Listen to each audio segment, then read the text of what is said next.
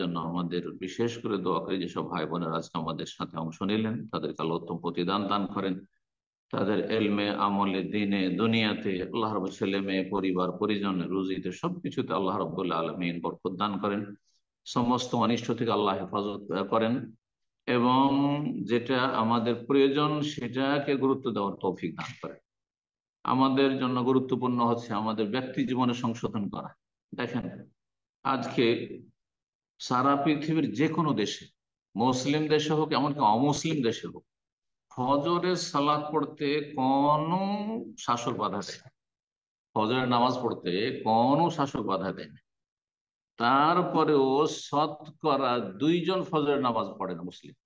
শতকরা 2 জন ফজরের নামাজ পড়েন, 98 জন বেনামাজি। এই হচ্ছে মুসলিমদের ধর্মীয় অবস্থা।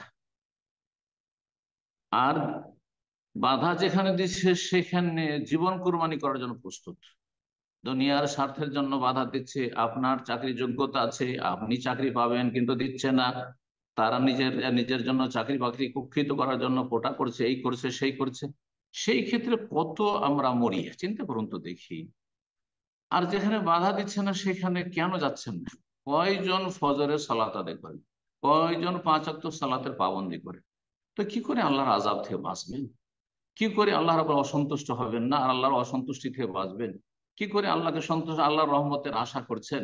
কি করে শান্তির আশা করছেন? এই জন্য আমি দাওয়াত দেব সারা বিশ্বের সমস্ত মুসলিমকে, ভাই বোনদেরকে, আর বিশেষ করে বাংলা ভাষাভাষীদেরকে, যে আল্লাহর দিকে ফিরে আসুন, আল্লাহর দিনের দিকে ফিরে আসুন। আর যেইটুকু দিন ইসলামের ফরজ অজেব, বিশেষ করে ব্যক্তি জীবনের সাথে সম্পর্কিত, সেটি পুরোপুরি আদায় চেষ্টা করুন। হারাম নাজাইজ থেকে বেঁচে থাকুন, ফরজ অজেব আদায় করুন, বেশি বেশি সুন্নত নফল আদায়ের চেষ্টা করুন। আর তারপরে যে হকগুলি আমাদের অন্য অন্য অধিকার রয়েছে, সেই অধিকার থেকে যদি কেউ বঞ্চিত করে তাহলে সে হচ্ছে জালেম। সুতরাং জালেমদের জন্য বদদোয়া করুন, হেদায়েতের দোয়া করুন, বদদোয়া করুন, বদদোয়া করার অধিকার রয়েছে। আর তারপরে আল্লাহর কাছে নিজের হক তলব করুন যে আল্লাহ আমাদেরকে আমাদের ন্যায্য অধিকার ফিরিয়ে দাও, এবং যারা আমাদের ন্যায্য অধিকারকে বঞ্চিত করেছে তাদেরকে দুনিয়া আখেরাতে লাঞ্ছিত করো। তাদের জন্য বদদোয়া, লা ইউহিব্বুল্লাহু জাহরা বিসসুই মিনাল কওলি ইল্লা মান যালিম। কারো যদি জুলুম করা, বিচার করা হয়, তাহলে হ্যাঁ, মন্দ কথা প্রকাশ করা মানে বদদোয়া করার আল্লাহ পারমিশন দিচ্ছেন 6ষ্ঠ পারার প্রথম আয়াতে। সুতরাং আমরা এমন কাজে গুরুত্ব দিই যেই কাজে আলহামদুলিল্লাহ কোনো বাধা নেই।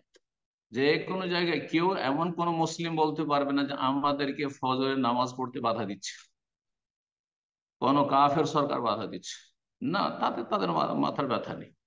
সুতরাং যাতে তাদের মাথার ব্যথা নেই সেই কাজগুলি তো করেন অন্তত, এবং আল্লাহ সন্তুষ্ট হবেন। মান সাল্লা সুবহা ফাহুয়া ফি জিম্মাতিল্লাহ, যে ব্যক্তি ফজরের সালাত আদায় করেছে তার আল্লাহ হেফাজত করবে, তার আল্লাহর জিম্মা নিয়ে, আল্লাহ রুজির জিম্মা নিয়ে নিচ্ছেন। তার হায়াতের জিম্মা আল্লাহ নিয়ে নিচ্ছেন, তার দিন দুনিয়া দুনিয়া আখেরাতের জিম্মা আল্লাহ নিয়ে নিচ্ছেন। নবী সাল্লাল্লাহু আলাইহি ওয়াসাল্লামের হাদিস।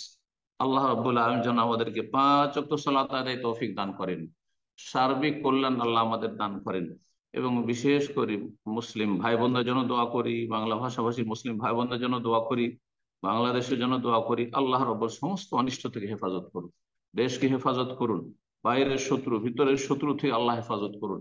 এবং যারা দেশের হিতাকাঙ্ক্ষী তাদেরকে আল্লাহ শক্তিশালী করুন। যারা দেশের শত্রু ঘরে বাইরে তাদেরকে আল্লাহ নির্মূল করুন। এবং ভালো মানুষদেরকে আল্লাহ রাব্বুল আলামিন বৃদ্ধি করুন, ভালো মানুষদের শক্তি বৃদ্ধি করুন, ভালো মানুষদেরকে আল্লাহর নেতৃত্ব দান করুন।